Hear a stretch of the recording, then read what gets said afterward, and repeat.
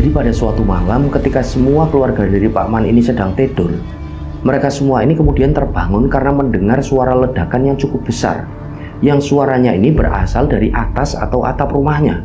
Duar! Dan pada saat itu, dari arah ruang gamelan, Arif mendengar lagi ada suara orang yang nembang. Jadi suara kakek-kakek yang sedang menembangkan lagu Jawa, lebih tepatnya. Ining tawang ono lintang. Dan betapa kagetnya semua yang ada di situ, termasuk Pak Man, istrinya, anak-anaknya, termasuk Arif. Semua yang ada di situ melihat ada satu bungkusan seperti dibungkus kain kafan. Itu menyerupai pocong gitu loh, dengan ukuran kira-kira seukuran bayi. Jadi ketika dibuka itu, isinya adalah beberapa butir telur ayam kampung, dan ada rambut seperti rambut dari sapu itu yang warnanya hitam, dan ada pula wangi-wangian. Lalu ada silet, ada paku, dan lain sebagainya.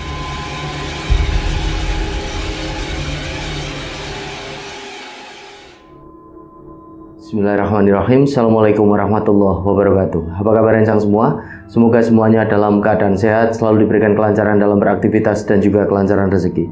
Kembali lagi berjumpa dengan saya Sukma Arga, dan alhamdulillah di video kali ini kembali saya akan bercerita tentang satu kisah mistis. Dan kali ini berkaitan dengan buhul atau semacam sihir jahat. Nah, buat rencang semua yang menonton tayangan kali ini dan belum subscribe, yuk subscribe dulu dan jangan lupa untuk klik notifikasi loncengnya. Tentunya agar channel ini semakin berkembang dan saya semakin bersemangat lagi dalam membagikan cerita-cerita terbaru. Dan semoga amal kebaikan rencang semua dibalas sesuatu yang lebih besar dan berlipat-lipat oleh Allah Subhanahu wa Ta'ala. Amin. Baik, tanpa berlama-lama, pasang headphone masing-masing dan tetap waspada sekeliling Anda.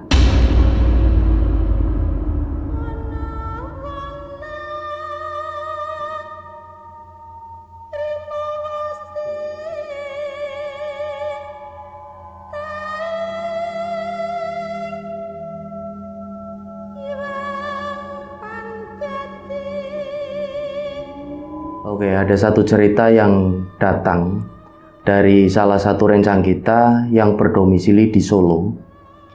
Jadi rencang kita ini menceritakan ketika beliau ini menjadi saksi daripada satu keluarga yang terkena ataupun dikirimin santet. Dan ketika saya pelajari ceritanya rencang semua, saya itu jadi batin, kok masih ada ya orang yang mengirim hal semacam itu di era seperti sekarang ini, di era-era ataupun di zaman digital seperti sekarang ini. Jadi seperti yang kita tahu, sihir itu memang sudah ada sejak zaman dulu. Bahkan pada zaman Rasulullah SAW, sihir itu pun sudah ada. Jadi memang sihir itu ada ya, dan masih terjadi sampai era tahun 2000-an ini. Dan di sini kita berdoa bersama-sama semoga kita semua terhindar dari hal-hal semacam itu, dan semoga kita juga terhindar dari godaan setan yang terkutuk. Amin ya rabbal alamin. Oke, jadi rencang kita ini namanya Arif. Arif ini adalah nama samaran karena beliau ini meminta untuk nama aslinya ini disamarkan, ya agar semuanya itu merasa nyaman. Bahkan keluarga yang sempat terkena teluh tersebut juga merasa nyaman. Dan alhamdulillahnya dari pihak keluarga yang bersangkutan sudah ya memberikan persetujuan kepada Mas Arif ini untuk mengirimkan cerita ini gitu loh. Jadi cerita ini dikirimkan ya dengan tujuan agar semua yang menonton tayangan ini nantinya bisa mengambil hikmah dan pelajaran tentunya. Jadi cerita ini berawal rencang semua ketika Arif ini mempunyai pakde. Nama dari pakde Arif ini adalah Pak Man, dimana Pak Man ini pada sekitaran tahun 60-an itu sudah hijrah ke Solo. Jadi asalnya beliau ini dari Semarang, salah satu daerah di kota Semarang gitu. Dan kemudian hijrah ke Solo dan mulai merintis bisnisnya di sana. Dan pada sekitaran tahun 80-an, Pak Man ini kan kemudian sukses, usahanya bisa dikatakan semakin berkembang. Kemudian beliau juga membeli rumah di sekitaran Solo. Jadi rumah yang dibeli ini dengan ukuran yang cukup besar dan punya 2 lantai. Dan Pak Man itu tinggal di sana bersama istri dan keempat orang anaknya, dimana keempat orang anaknya ini semuanya laki-laki, cowok semuanya. Nah, pada awalnya ketika menempati rumah tersebut tidak pernah ada kejadian aneh dan ganjil yang dirasakan. Tapi ketika menginjak pada sekitar tahun 2000-an, waktu itu Pak Man ini mulai mengalami satu kejadian di mana pada akhirnya kejadian ini terus-menerus seperti beruntun itu terjadi di rumahnya. Nah, di sini yang dianehkan, kejadiannya itu terjadi di luar rumah dan tidak pernah terjadi di dalam rumah. Jadi pada suatu malam ketika semua keluarga dari Pak Man ini sedang tidur, mereka semua ini kemudian terbangun karena mendengar suara ledakan yang cukup besar, yang suaranya ini berasal dari atas atau atap rumahnya. Buar! Nah, begitu kerasnya suara ini, ya bisa dikatakan seperti ada bom yang meledak di atas. Semua keluarga itu kan terbangun, kemudian rame-rame ini melihat ke atas. Dan ketika dicek sama salah satu orang dari anak Pak Man itu, secara teliti ini udah dicek, itu tidak ada jejak apapun.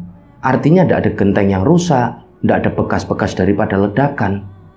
Tapi memang pada malam itu, semua yang ada di rumah itu, satu keluarga, mendengar ledakan itu. Dan kejadian tersebut terulang kembali beberapa hari kemudian. Dan semenjak kejadian itu, semenjak hari itu, di rumahnya Pak Man ini seringkali orang-orang itu melihat ketika lewat di depan rumahnya itu, apalagi pada saat malam hari, seringkali melihat ada penampakan makhluk aneh. Jadi penampakan-penampakan ini ada di sekitar depan rumah dari Pak Man. Jadi pada waktu itu ada satu tetangga yang melaporkan ini sama Pak Man, bahwa dia itu melihat ada satu sosok perempuan yang bergelantungan ini di atas pohon sambil tertawa cekikikan. Awalnya Pak Man dan keluarga ini kan agak kurang percaya setelah mendengar laporan itu, karena selama mereka tinggal di situ sama sekali tidak pernah satu keluarga ini, keluarganya dari Pak Man itu mengalami kejadian yang aneh ataupun ganjil. Dan setelahnya ada pula warga yang melaporkan ketika ada warga yang melintas, terutama pada malam hari itu di sekitaran depan rumah dari Pak Man. Satu orang ini melihat ada satu kejadian yang belum pernah dilihat sebelumnya. Seperti tadi, penampakan perempuan. Lalu setelahnya dia ini juga mendengar ada jeritan seperti sosok laki-laki yang menggeram gitu. Seperti itu. Kemudian di hari-hari berikutnya, kejadian demi kejadian mulai sering terjadi di sekitaran rumah dari Pak Man. Nah, pernah pada satu malam, kebetulan tetangga Pak Man itu ada yang tinggal di sebelah kanan dari rumahnya Pak Man gitu loh. Nah, ada salah satu anaknya yang berprofesi sebagai, mohon maaf, perempuan malam. Jadi artinya dia bekerja di salah satu klub yang ada di kota Solo, tempat hiburan malam gitulah. Dan bisa dikatakan kan kalau pulang itu selalu dini hari, ya sekitaran jam-jam 2-an lah. Nah, pada saat itu perempuan ini mencoba untuk mengetuk-ngetuk pintu rumahnya, akan tetapi tidak ada respon sama sekali. Nah, akhirnya perempuan ini kan memutuskan untuk tidur di dalam mobilnya, mobil pribadinya pada malam itu. Nah, ketika dia masuk ke dalam mobil, jendela itu dari mobil kan dibiarkan terbuka, biar udara ini bisa masuk dan keluar, biar sirkulasinya itu enak gitu. Nah, pada saat dia ini tidur, belum lama dia ini tidur, dari arah kanan pintu mobil itu seperti ada yang menggedor gitu. Brak, brak, brak. Nah, sontak perempuan ini kan jadi bangun dari tidurnya. Dia ini kaget. Dan begitu dia ini menatap ke arah jendela sebelah kanan itu, di situ ada sosok wanita yang menatapnya ini dengan mata yang melotot ke arah perempuan itu.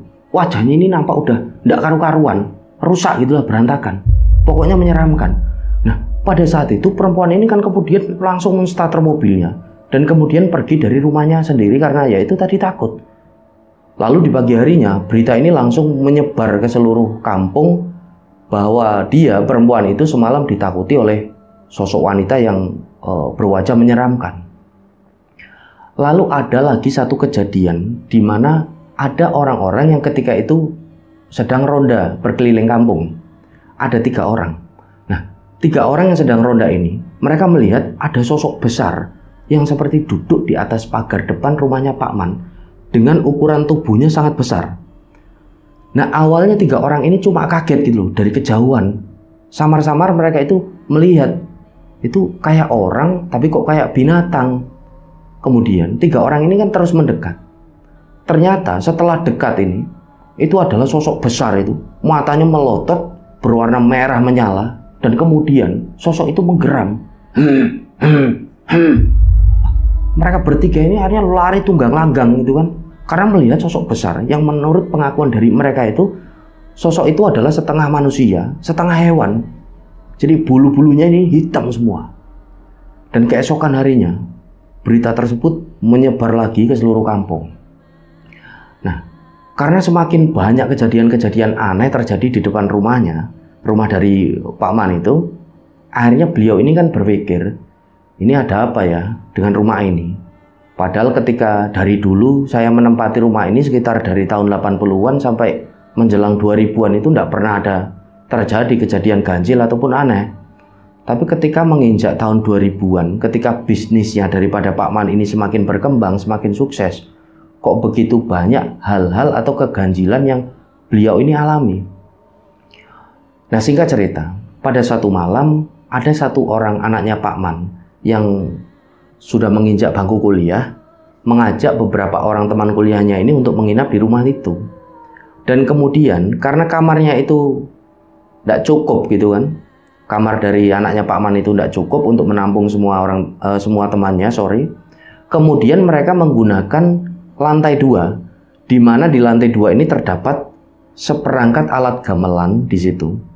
Alat-alat gamelan itu memang tersedia dan usianya sudah cukup tua. Dan itu didapatkan ketika Pak Man ini berkunjung ke Jogja, dan ada salah satu koleganya yang di Jogja ini menjual gamelan tua ini dengan harga yang cukup terjangkau. Dibeli oleh Pak Man itu, dibawa ke rumahnya, ditaruh di lantai 2 itu. Dan ketika itu teman-teman dari anak Pak Man ini menginap di sana. Dan karena mereka itu tidak tidur di kamar, jadi mereka tidur ini kan di lantai, gelar kasur di samping peralatan gamelan yang ada di ruang tengah di lantai 2 itu. Jadi kondisinya rencang semua, di lantai 2 itu ada satu kamar, tapi karena tidak cukup juga, akhirnya mereka semua kan tidurnya ini di luar gitu loh, di ruang tengah dari lantai 2 itu. Nah, ada salah satu teman dari anaknya Pak Man ini yang tidur persis di bawah gong. Jadi pada peralatan gamelan ini ada satu alat yang namanya gong. Jadi gong ini alat pukul yang ukurannya itu besar. Nah, dia itu tidur di situ. Dan ketika masuk ke tengah malam, ketika mereka semua sudah tertidur, tiba-tiba gong ini seperti ada yang mukul gitu loh. Buang. Nah, semua jadi terbangun itu kan, dan kaget gitu kan. Terutama dia ini teman dari anak Pak Man ini yang tidur persis di bawah gong itu. Ini kaget gitu. Dia langsung noleh gitu, kanan kiri ini sambil ngucek-ngucek matanya. Tapi tidak ada satupun temannya yang mukul gong itu. Dan nampak gong itu masih bergetar gitu setelah dipukul. Nah, pada saat itu semua yang ada di situ kan agak ketakutan. Terus jadi nanya gitu kan sama yang tidur di bawah gong itu. Kamu itu ngapain malam-malam itu kok mukul-mukul gong? Loh, aku ini tidur kok, aku tidak mukul gong. Aku juga kaget siapa yang mukul. Akhirnya karena mereka semua ini jadi takut, mereka ini tidurnya jadi berkumpul gitu, tidak mencar-mencar, tidak misah-misah. Di tengah itu, di ruang tengah bareng-bareng. Nah, akhirnya mereka semua ini melanjutkan tidurnya. Dan belum lama mereka semua ini tertidur lagi. Gong ini kembali berbunyi dan suaranya kali ini lebih kencang. Buang. Nah, pada saat itu juga mereka semua ini akhirnya bangun dan seketika itu juga lari ke bawah gitu loh, turun ke bawah. Dan sampai pada akhirnya mereka melanjutkan tidur di lantai bawah, di ruang TV, di ruang keluarga. Karena mereka semua ini ketakutan. Karena benar-benar pengakuan dari anak Pak Man ini tidak ada yang mukul gong sama sekali. Nah, di pagi harinya kejadian itu kan dilaporkan sama Pak Man ini. Kemudian Pak Man ini sempat bilang ke teman-teman dari anaknya itu, ya bahwa dulu memang pernah ada yang tinggal di situ, seorang kakek-kakek yang tugasnya itu merawat gamelan, ya seperti membersihkan gamelan, pokoknya ngerumati gamelan gitulah. Dan pada masa hidupnya ketika anak-anak Pak Man ini main ke lantai 2 pun untuk sekedar bermain atau tidur-tiduran di sana di lantai 2, di ruang tengah yang ada gamelannya itu, beliau ini selalu tidak suka. Jadi siapapun yang bermain ataupun tidur-tiduran santai di ruang gamelan itu, beliau ini selalu tidak suka. Karena beliau merasa itu mengganggu aktivitasnya.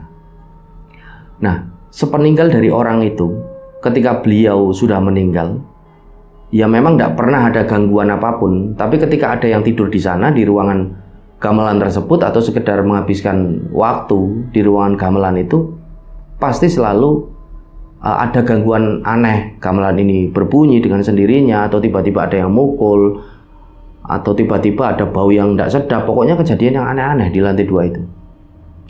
Nah, selanjutnya ada satu kejadian di mana Pak Man ini mengalami sakit yang pokoknya sangat sakit di bagian kepalanya, dan pada saat itu sempat dibawa ke rumah sakit. Lalu pihak rumah sakit ini tidak berhasil mendiagnosa atau mengidentifikasi penyakit daripada Pak Man ini. Tapi ketika pulang, Pak Man itu merasakan sakit kepala lagi yang luar biasa sakit. Sampai pada akhirnya Pak Man ini tidak bisa bangun dari rebahannya. Dan akhirnya anak-anaknya ini kan sempat menyarankan untuk bapaknya ini, beliau ini Pak Man, menuju ke satu pengobatan alternatif di satu daerah di luar dari Solo, yang bisa dikatakan kalau dari rumah Pak Man ini jaraknya ya memakan waktu perjalanan kira-kira hampir 1 jam gitu. Tapi pada saat itu Pak Man ini tidak mau. Dia lebih memilih untuk menyembuhkan sakitnya dengan caranya sendiri, ya dengan cara beli jamu atau obat-obatan biasa gitu. Nah, tidak lama kemudian, setelah beberapa minggu berjalan, Pak Man ini secara aneh gitu loh, tiba-tiba sembuh dari sakitnya itu. Benar-benar sembuh. Dan akhirnya berjalannya waktu, Pak Man ini merasakan sakit lagi setelah berbulan-bulan ini sembuh. Jadi sakit ini di bagian perutnya, di mana perut ini seperti ada yang kremes-kremes gitu loh. Pokoknya Pak Man ini merasakan betul sakit itu. Dan terkadang sampai beliau ini tidak bisa beraktivitas seharian penuh. Tapi anehnya rencang semua, setiap habis maghrib ini Pak Man ini udah tidak ngerasain sakit lagi gitu loh. Bener-bener tidak sakit kalau habis maghrib. Dan di keesokan harinya, lagi-lagi Pak Man merasakan sakit yang bener-bener teramat sangat gitu loh. Itu berulang kali terus-menerus setiap hari. Dan anak-anaknya ini sekali lagi menyarankan Pak Man untuk berobat di satu pengobatan alternatif yang anak-anaknya ini sarankan gitu loh. Karena memang sudah cari informasi anak-anaknya ini. Tapi Pak Man ini tetap tidak mau, karena sakitnya Pak Man itu kan tiba-tiba bisa hilang begitu saja, lalu sakit lagi, hilang lagi. Jadi benar-benar aneh. Nah, pada suatu kali ada seorang keponakan daripada Pak Man dari Semarang namanya Arif. Nah, kebetulan Arif inilah yang menceritakan kisah ini. Jadi ketika itu Arif merantau dari Semarang ke Solo itu. Dia mau melanjutkan kuliahnya di salah satu universitas di kota tersebut. Dan dia ini memilih untuk tinggal di rumah Pak D-nya, di rumah Pak Man itu. Nah, ketika di sana, dia ini memilih untuk tidur di lantai 2, di mana itu adalah ruang gamelan. Karena memang di sana kan ada satu kamar, seperti yang saya singgung tadi di depan. Dan kamar ini sudah tidak ditempati. Dulunya ditempati oleh kakek-kakek penjaga gamelan itu. Salah satu ya orang yang dipercaya pada saat dulu ini oleh Pak Man. Beliau ini sudah meninggal, kakek-kakek itu. Nah, malam pertama ketika Arif di situ, pada sekitaran jam 1:30 dini hari, Arif ini merasa seperti ada yang menepuk-nepuk kakinya. Jadi seperti dia ini sedang dininabubukkan. Nah, seperti yang kita tahu lah, ketika kita ini tidur dan kita ini menuju terbangun, kita kan belum sadar secara 100%. Jadi kalau orang bilang ini nyawanya belum kumpul gitu, sorry. Nah, pada saat itu Arif ini samar-samar melihat ada sosok kakek-kakek yang menghadap ke tembok itu, terlihat duduk sambil menepuk-nepuk kakinya dari si Arif.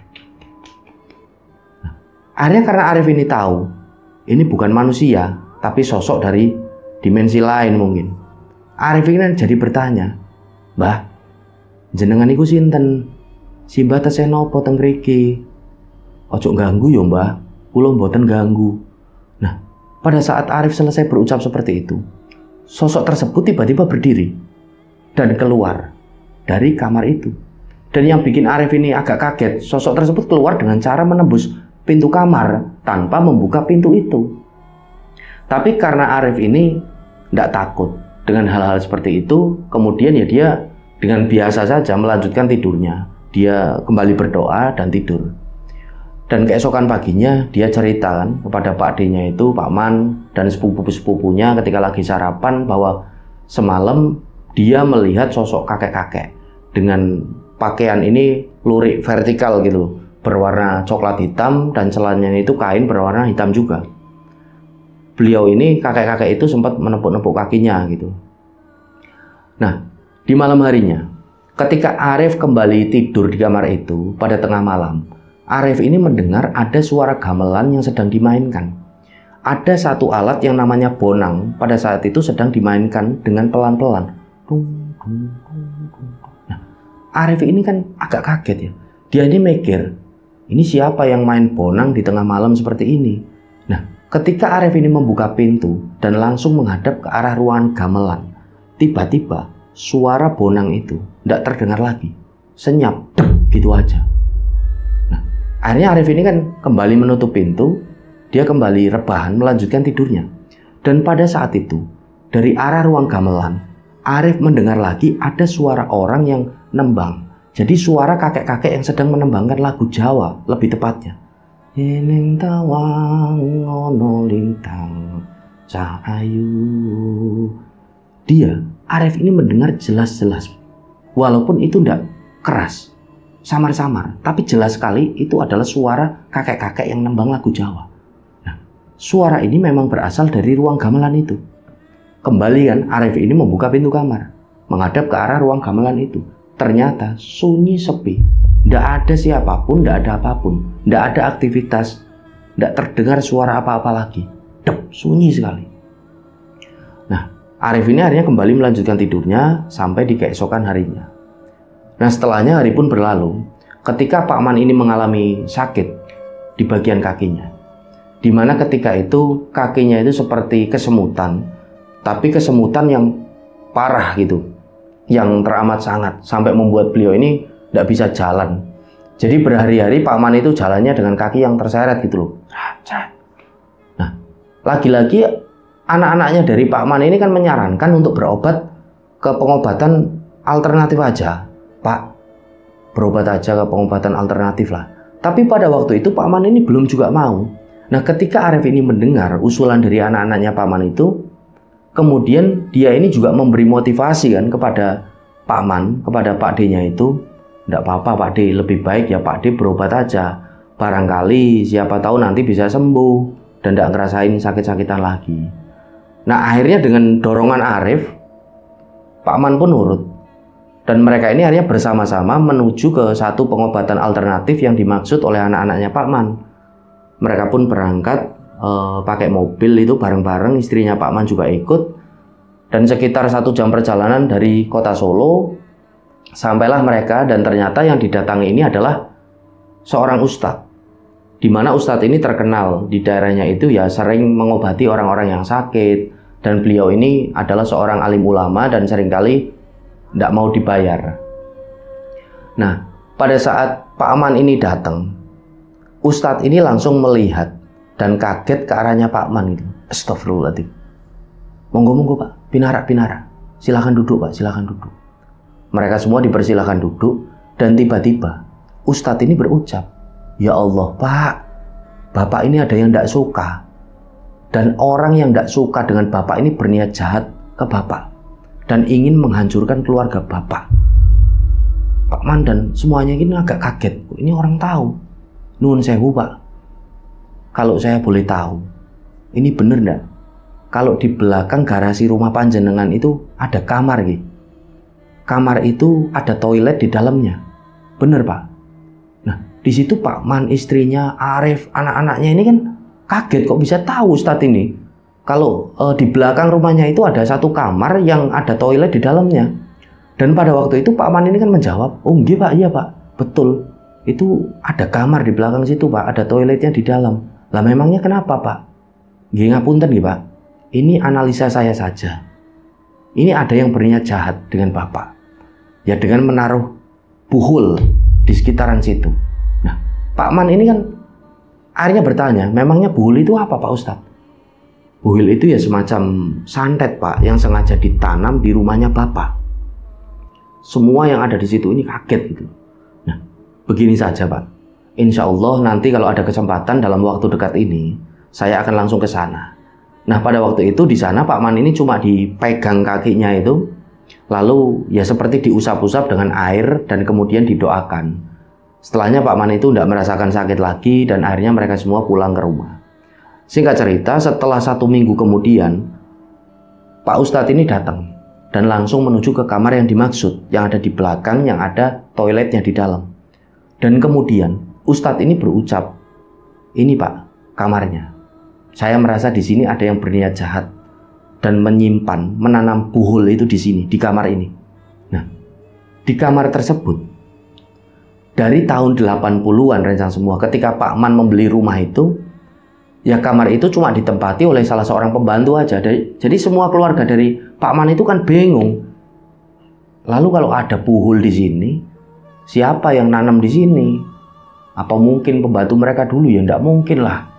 Nah, pada saat itu Ustadz ini akhirnya menyarankan untuk meminggirkan kasur, barang-barang yang ada di kamar itu, dan mulai mencongkel keramik di situ. Lalu di situ kan mulai digali. Nah, waktu itu ada daripada tetangganya Pak Man ini yang merupakan tukang bangunan yang dipanggil ini secara khusus untuk menggali lantai di kamar itu. Jadi ketika keramik itu mulai dicongkel, kemudian orang ini menggali sampai kedalaman sekitar 1 meter lebih itu belum juga ditemukan satu keanehan. Nah, akhirnya orang yang gali itu kan bertanya dengan Pak Ustadz, "Pak, ini udah dalam Pak, saya yang galinya. Bapak ini sebenarnya mau cari apa?" "Udah Pak, diteruskan aja, saya minta tolong ya," jawab Pak Ustadz. "Mungkin kurang dalam." Jadi akhirnya orang ini kan menggali lagi sampai hampir sekitar setengah jam lebih. Dia menggali, kemudian sampai dari bawah tanahnya ini nampak mulai sedikit keluar air saking dalamnya. Dan setelahnya Pak Ustadz ini sempat bilang, "Pak, jenengan kalau capek istirahat dulu, nanti dilanjutkan lagi." Nah, orang ini pun nurut, kemudian beliau ini istirahat. Dan dari dalam tanah itu, air semakin terlihat keluar gitu, ngetuk gitu loh. Keluarnya itu banyak. Kemudian orang-orang yang ada di sana mulai membantu mengeluarkan air itu. Nau gitu ya, istilahnya itu nau. Airnya itu dikeluarin dari lubang itu, galian. Nah, setelah orang yang tadi menggali itu selesai istirahat, dia ini kembali menggali lagi. Dan tidak lama menggali, dia itu seperti menemukan ada kain putih, seperti kain kafan. Nah, akhirnya kan orang ini kaget. Dia ini langsung manggil Pak Ustadz gitu. "Pak Ustadz, kesini Pak. Ini Pak, ini apa?" Akhirnya Pak Ustadz ini melihat ke bawah. "Oh iya Pak, itu yang saya maksud. Coba diambil Pak, pelan-pelan Pak." Akhirnya orang ini mengambil pelan-pelan. Dan betapa kagetnya semua yang ada di situ, termasuk Pak Man, istrinya, anak-anaknya, termasuk Arif. Semua yang ada di situ melihat ada satu bungkusan seperti dibungkus kain kafan. Itu menyerupai pocong gitu loh, dengan ukuran kira-kira seukuran bayi. Segenggam, bayi yang baru lahir. Jadi ketika dibuka itu, isinya adalah beberapa butir telur ayam kampung, dan ada rambut seperti rambut dari sapu itu yang warnanya hitam, dan ada pula wangi-wangian. Lalu ada silet, ada paku, dan lain sebagainya. Pada saat melihat itu, Pak Man ini jadi tertunduk lemes gitu. Beliau ini bersandar ke tembok sambil menangis. Jadi Pak Man itu merasa sedih, hatinya ini sedih. Ini karena siapa ya yang tega berbuat seperti ini sama keluargaku, termasuk ke aku sendiri. Nah, pada saat itu memang semua ini histeris, termasuk istrinya Pak Man ini jerit sambil nangis. Karena tidak masuk akal, kapan ini seseorang ini menempatkan barang tersebut di lokasi itu, di kamar itu. Karena posisinya kan ada di dalam kamar itu. Dan dengan kedalaman yang galiannya itu hampir sekitaran 2 meter. Kemudian barang ini pun dikeluarkan, diperiksa oleh Pak Ustadz satu persatu sambil menyebut istighfar. Astagfirullahaladzim. Berulang kali Pak Ustadz ini beristighfar. Siapa ya yang tega berbuat seperti ini? Dan kemudian Pak Ustadz ini membungkus kembali kain kafan tersebut dan menyuruh salah satu anak tertua dari Pak Man ini untuk membuangnya ke laut, seperti dilarung gitu. Segera saat itu juga. Nah, anak dari Pak Man ini pun nurut, segera dia ini pergi ke laut yang ada di sekitaran dari sana, yang dekat-dekat sana, untuk melarung barang tersebut. Tak lama kemudian Pak Ustadz ini berucap ke Pak Man bahwa memang ada yang berniat jahat ke Bapak. Dan kalau saja Bapak itu tidak dekat dengan Allah, mungkin Bapak ini sudah hancur Pak, sudah terpuruk mungkin. Bapak ini bisa dibuat sakit yang sangat lama. bisa juga hanya berada di atas tempat tidur, lumpuh, dan tidak bisa melakukan apa-apa, Pak.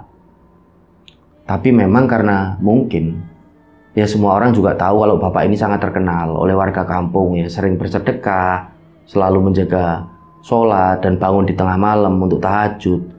Tadi saya ini sempat dengar, Pak, dari para tetangga gitulah, mengenai Bapak. Ya akhirnya teluh santet yang dikirimkan seseorang ini tidak menyerang secara keseluruhan. Tapi ini, Pak, ada satu telur yang sudah pecah telur ini. Jadi di situ ada di antara banyak telur itu, ada satu telur yang sudah pecah. Dan Pak Ustadz itu berkata, satu telur ini bisa jadi menyerang anaknya Bapak atau salah satu keluarga dari Bapak. Mungkin bisa jadi dia ini mau mematikan keturunan. Jadi rencananya akan membuat anak Bapak atau keluarga, salah satu keluarga dari Bapak ini tidak bisa mempunyai keturunan. Atau bisa jadi ya merusak rumah tangganya. Dan entah kebetulan atau tidak, memang ada dari salah satu keponakannya Pak Man ini yang kebetulan rumah tangganya hancur. Dan dulunya mereka itu tinggal di rumah itu.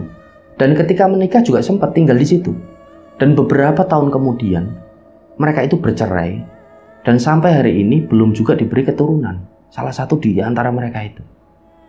Kemudian Pak Ustadz ini berucap sama Pak Man, ketika ada buhul yang ditanam di sini, ya pada saat itulah sering ada kejadian-kejadian yang aneh. Nah, pada saat itulah Ustadz tersebut bertanya kejadian apa di rumah Bapak ini yang menurut Bapak dan keluarga Bapak ini aneh. Nah, betul itu Pak Ustadz. Pak Man ini kan menjawab, Pak Deman ini menjawab. Makanya ketika masuk tahun 2000-an, Pak, saya masih ingat betul, Pak, ada suara ledakan dari atas, seperti dari atap itu kayak ada bom. Dan juga banyak laporan dari para warga di sini, ada penampakan, Pak, di luar rumah saya, di depan rumah saya. Akhirnya Pak Ustadz ini kan menjelaskan bahwa barang-barang jahat ini memang sengaja dikirim dan ditanam oleh orang yang punya niat tidak baik. Akan tetapi tidak bisa masuk secara keseluruhan ke dalam rumahnya Bapak, rumahnya Pak Man. Karena di dalam rumahnya Bapak ini masih menjaga ibadah, masih dekat dengan Allah. Apalagi Pak Man ini juga seringkali bersedekah kepada warga sekitar. Jadi banyak warga ini yang memberi kesaksian bahwa Pak Man ini orangnya memang gemar bersedekah, rencang semua. Setiap tahun itu dia selalu memberi zakat kepada orang-orang miskin, janda, juga anak-anak yatim. Apalagi orang-orang ini tahu bahwa Pak Man memang selalu menjaga sholatnya dan sering bangun malam untuk sholat tahajud.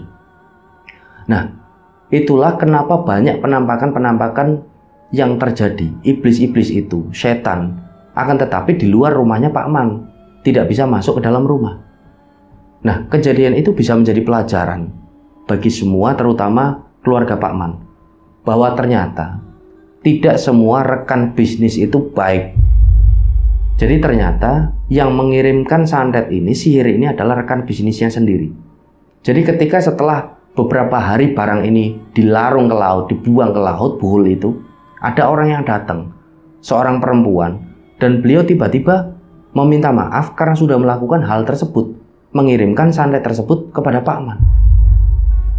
Nah, setelah orang ini minta maaf, orang ini pulang, dan Pak Man ini sudah memaafkan pada saat itu dengan lapang dada. Ya sudahlah, biarkan semuanya berlalu. Dia ini juga sempat bilang sama si Arif itu kan, keponakannya itu, wis lah Arif, tidak apa-apa, biar kejahatan itu tidak usah dibalas dengan kejahatan lah. Seperti yang dikatakan oleh Mahatma Gandhi, kalau mata dibalas dengan mata, ya seluruh dunia ini akan buta.